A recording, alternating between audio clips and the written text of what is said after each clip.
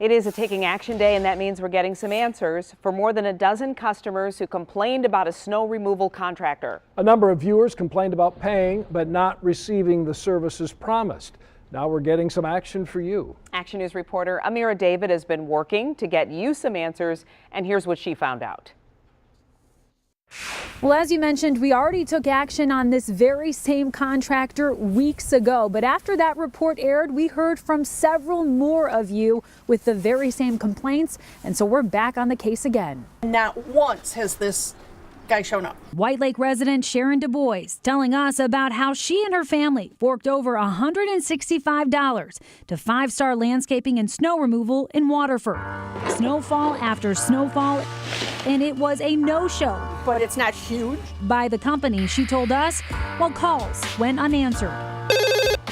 After our Taking Action News team reached out to the company head, Carl Bolin, he agreed to refund the money. But 2 weeks after that report aired, the check had yet to be returned. Meanwhile, more complaints began to pour into our Call for Action Center. Sounded like a good deal. Meet Helen Kowalski. When the company didn't show, she called. And their response, she says, left her very confused. We have no contract with you and we have not received your check. But after a quick call to her bank, she learned the check had been cashed. They did half the driveway. They left all the snow in front of my garage door. Tina Aguirre of Bloomfield Hills says they came out once to her home, but never showed again. They never replied to me. The money lost was adding up. $165. $155. $95.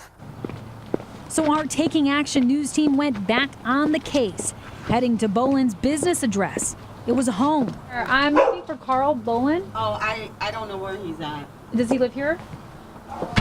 He wasn't there, but a few days later, we learned Bolin had finally returned the money to Du Bois. But what about the countless others reaching out to us? I think he needs to pay for it. So we continued to press for more.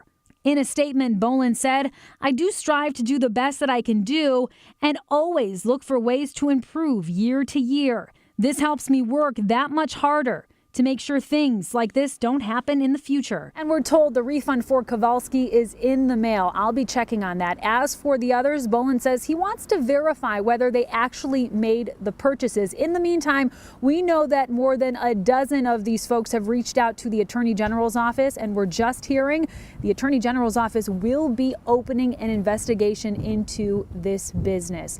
We're going to continue to follow this story, but coming up at 11 p.m., our cameras go inside a pest-infested building. You will not believe what we found. We're going to show you, and we're also going to show you what we're doing to make it right. Stay with us for that report at 11. For now, Amira David, 7 Action News.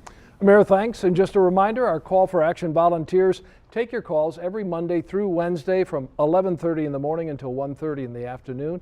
You can reach them, area code 248-827-3362. You can also email them by going to the Call for Action section of our website, WXYZ.com.